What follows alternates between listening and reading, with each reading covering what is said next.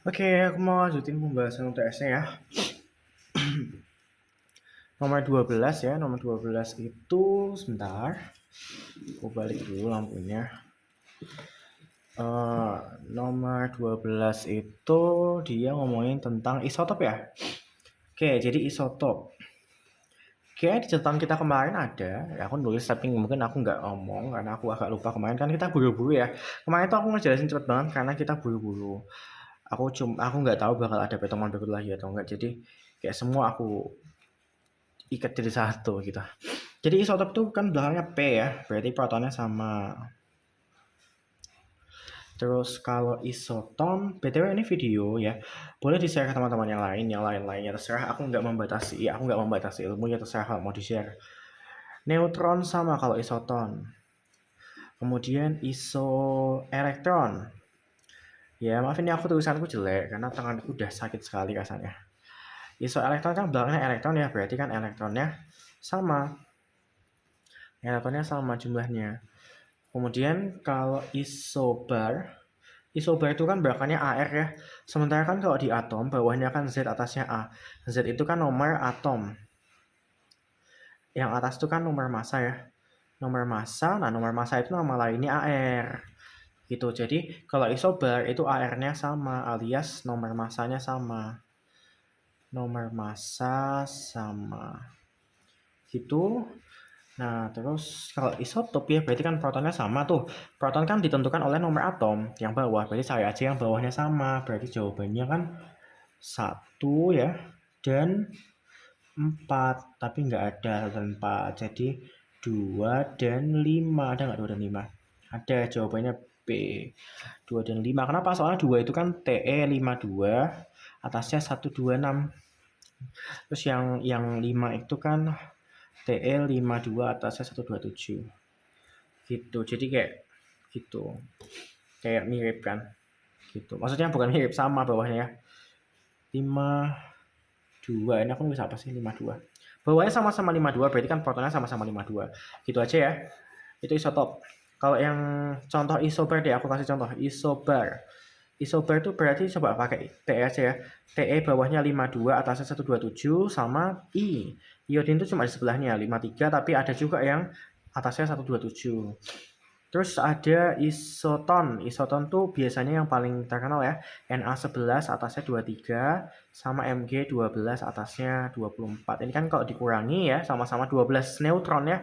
Terus kalau isotop udah ya isoelektron ya misalnya Cl17- sama Ar18. Ini kan sama-sama 18 elektron. Itu nomor 12, sekarang nomor 13 ya. Nomor 13 itu atom es mempunyai proton 13 dan neutron 14, maka nomor atom. Kalau nomor atom itu kan ditentukan sama proton ya. Proton. Berarti kalau protonnya 13 berarti kan dia nomor atomnya 13. Nomor 14 ya. 14 itu nah tingkatan energi paling rendah. Nah, jadi kalau di ini sudah aku jelaskan di nomor 10 kok ya. Jadi kalau ini inti atom ya, ini inti yang pas ini inti ya. Inti atom. Nah, semakin keluar itu tingkat energinya semakin tinggi lintasannya ya. Jadi lintasan K itu yang paling rendah, KLMN.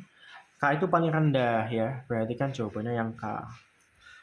Ini model atom siapa? Ayo, lupa. Niels Bohr ya, dihafalin. Kita harus serius. Kalau pas malam-malam belajarnya serius, pas siang-siang bisa ngevent ria gitu. Aturan Padma kan gitu. 15. Ion X2+ mempunyai konfigurasi 288. Nah, X2+ itu kan 288. 288. Ditanyanya kan terus neutronnya ada 21. Pertanyaannya kan X-nya toh. Nah, kalau X2+ ke X ya, kalian harus ada awalnya dan ada akhirnya. Awalnya X2+, akhirnya X. Kalau muatannya turun, berarti dia menerima elektron. Kalau muatannya turun dari 2 ke 0, ini kan 0 tuh muatannya. 2 ke 0 kan turun, berarti dia menerima elektron. Menerima berapa? Karena turun 2, berarti dia menerima 2 elektron ya. Menerima 2 elektron. Nah, padahal kan di sini kan 288 itu kan berarti udah 18 elektron ya. Nah, berarti kalau dia menerima 2 elektron lagi, berarti 18 tambah 2, berarti kan 20 elektron ya. Elektron tuh emin kan elektronnya. Berarti nomor massanya adalah kalau 20 elektron ya, berarti kan protonnya juga 20. Kan pada keadaan netral, elektron sama proton sama ya. Dalam keadaan netral loh, netral tuh yang muatannya 0. Ini nggak netral, ini muatannya plus 2. Harus dinetralkan dulu, baru kita dapat elektronnya, baru kita dapat protonnya. Nah, kalau udah dapat protonnya, kita naik nomor massa ya. Nomor massa itu kan yang bawah. Ini kelihatan nggak sih dari tadi?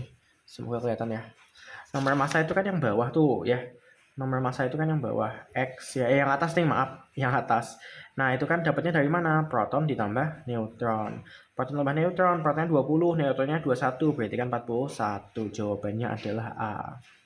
Nomor 15 ya. Terus nomor 16. 16 tuh gampang banget ya.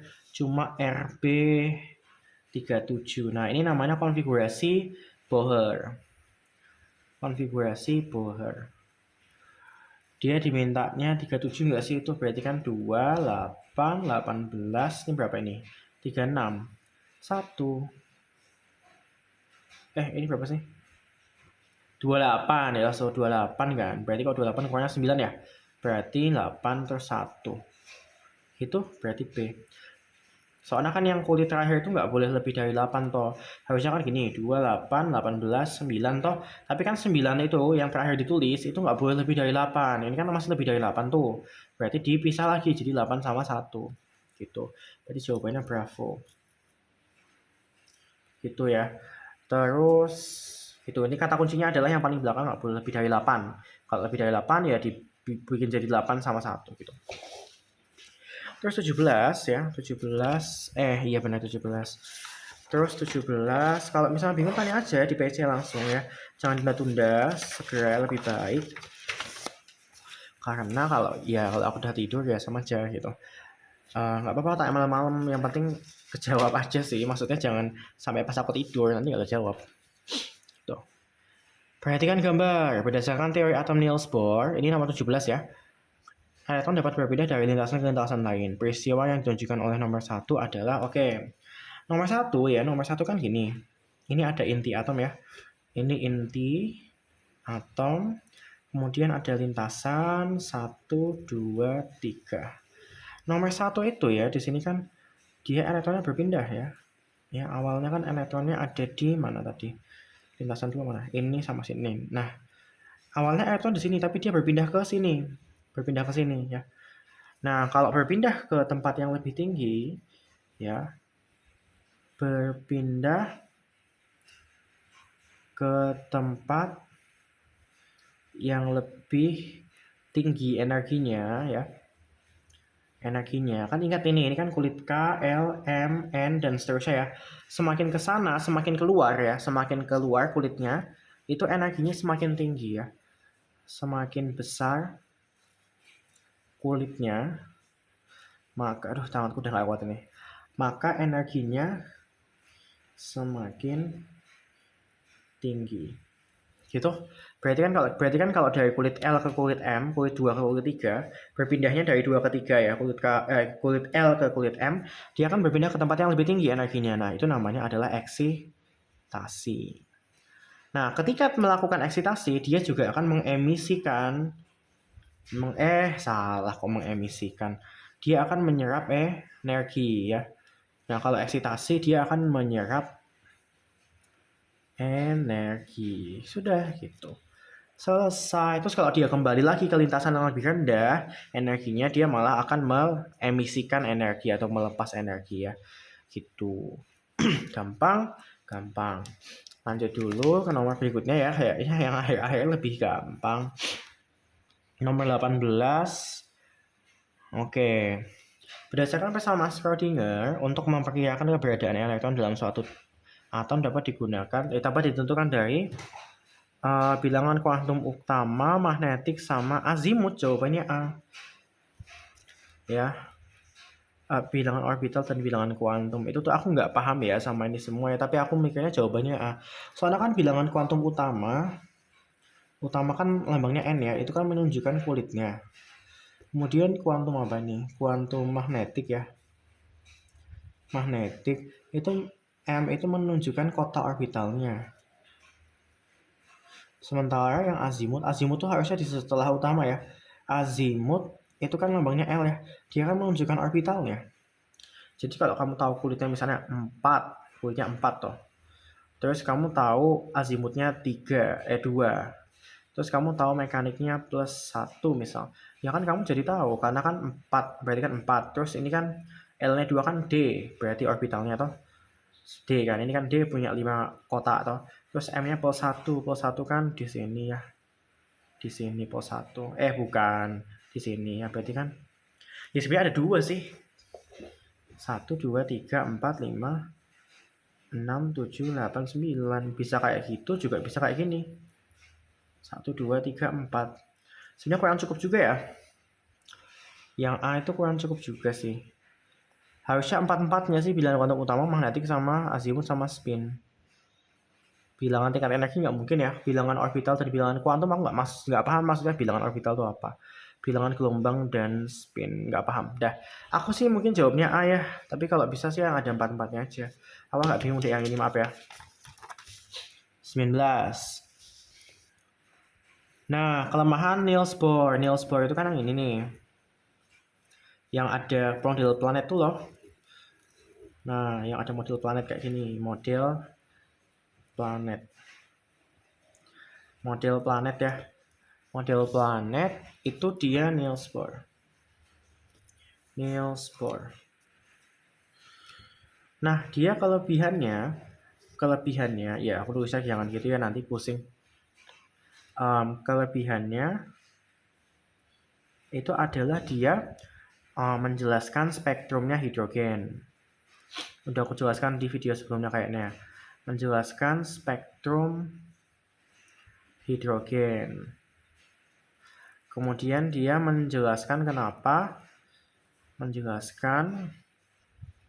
kenapa elektron tidak jatuh ke inti.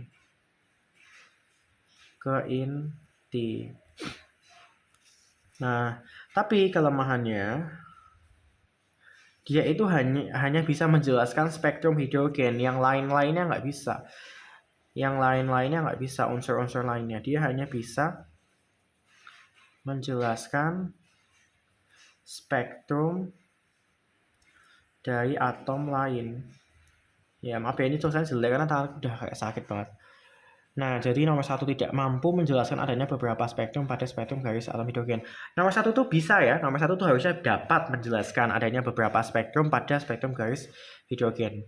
Nomor 2, tidak mampu menjelaskan spektrum atom berelektron banyak. Itu benar. Jadi 2 itu dia nggak mampu, dia cuma mampu ngejelasin hidrogen saja. Jadi nomor 2 benar. Yang ketiga, tidak dapat menerangkan alasan elektron terjadi bentuk. Itu 3 salah ya. 3 itu harusnya dapat menerangkan alasan kenapa elektron tidak jatuh ke inti. Jadi 3 salah, harusnya bisa ya dia. 1 sama 3 harusnya bisa dia. 4, jarak elektron dengan inti terlalu jauh sehingga tidak ada gaya sentripetal. Itu mungkin tak pause dulu. Bertentangan dengan teori gelombang Maxwell. Enggak, dia malah enggak bertentangan dengan Maxwell ya. Yang bertentangan sama Maxwell itu kayaknya ada catatanku kemarin ya. Yang bertentangan, yang ini yang difotokopi. Yang bertentangan dengan Maxwell itu adalah si J.J. Thomson. Ya kenapa? Soalnya gini, dia tidak bisa menjelaskan kenapa elektron jatuh ke inti. Tidak bisa menjelaskan kenapa elektron tidak jatuh ke inti ya. Soalnya kan gini, kalau sesuatu kan elektron tuh nggak diem ya, elektron tuh kan berputar terus tuh, dari sini berputar ke sini, shot. Nah, sesuatu kalau berputar itu harusnya dia mengemisikan energi. Semakin lama energinya semakin dikit, maka dia akan semakin dekat ke inti, itu sama-lama jatuh ke inti. Maxwell tuh ngomongin itu. Kalau sesuatu benda berputar, maksudnya mengorbit sesuatu, mengitari sesuatu, lama-lama dia harusnya akan jatuh ke inti. Karena kalau dia berputar, kan dia punya kecepatan tuh, pasti ada energi yang dia emisikan, ada energi yang lepas. Gitu. Makanya lama-lama dia energinya habis karena dilepas terus, karena dia muter-muter terus, lama-lama jatuh ke inti. Itu teorinya Maxwell. Ya nggak seplak itu, tapi intinya gampangnya gitu. Nah, itu yang nggak bisa menjelaskan kan si J.J. Thomson, karena kan modelnya dia itu kan yang kayak gini loh, yang model nggak jelas itu. Ada elektron muter-muter. Nah, ini nggak bisa jelasin kenapa elektronnya nggak jatuh ke inti. Tapi kalau si Niels Bohr kan dia bisa menjelaskan kenapa elektron jatuh ke inti, ya karena ada tingkat energi ya. Tingkat energi Dia bilang energi itu kuanta, artinya nggak bisa diubah. Maksudnya nomornya itu mesti nomor-nomor tertentu aja. Nah, itu kalau usah terlalu dipelajari, nggak penting. Nah, ini dia bisa menjelaskan kenapa elektron nggak jatuh ke inti. Nah, jadi dia menjelaskan, maksudnya memberikan penerangan kenapa elektron nggak jatuh ke inti ya. Berarti kan dia tidak jadi membantah si Maxwell. Maksudnya dia bisa memang membuat teorinya Maxwell itu tetap bekerja gitu loh. Intinya gitu. Jadi yang 5 jelas salah, berarti kan 1, 3, 5 salah ya. Berarti jawabannya 2 dan 4. Ya, 2 dan 4. Berarti bravo ya. Yang 4, tadi kan jarak elektron dengan ini terlalu jauh sehingga tidak ada gaya sentripetal. Ya, itu aku agak nggak tahu ya. Aku nggak ngeh banget ya. Itu mungkin kalau dijelasin gurunya, coba tanya aja. Gitu. Nah, semoga nggak ini ya, soalnya banyak kan yang cuma dikasih ya pokoknya ini hafalannya, terus aku nggak tahu mau jelasinnya kayak gimana. Kan ada tuh yang kayak gitu, guru yang kayak gitu. Semoga ini bukan termasuk guru yang kayak gitu ya. Gitu, soalnya aku agak nggak aku lupa itu. Soalnya itu materinya itu terlalu dalam. Nomor 20. Atom dengan lambang Cl17. Oh, udah 16 menit. Atom dengan lambang Cl17 atasnya berapa itu nggak ketok ya. Mataku tuh minus, jadi aku tuh nggak ketok apa-apa, cuma nebak-nebak dari tadi. Atom dengan lambang Cl, itu atasnya 36. Oke, Cl1736. Jika atom tersebut berubah jadi ion bermuatan -1, maka pernyataan yang benar. Oke, berarti kan Cl1736-1. Oke, berarti kan protonnya tetap 17 ya, karena proton nggak berubah. Elektronnya kan -1 dari Cl yang muatannya 0, jadi muatannya -1, kan dia turun 1 ya. Kalau turun kan malah menerima elektron. Dan karena dia kan turunnya 1, berarti dia menerima 1 elektron, berarti yang elektronnya awal 17, bertambah 1 jadi 18. Neutronnya tetap sama ya, dari 36 dikurangi 17 berapa? 19 gitu. Gampang. Berarti jawabannya adalah nomor atomnya nggak mungkin berubah ya. Elektron menjadi 16 salah, harusnya elektron menjadi 18. Neutron menjadi 19 sebenarnya juga salah sih, kan nggak menjadi dari awal segitu ya, tapi kan jawaban yang benar cuma ya sudah aja. Gitu, kita pisah lagi ya.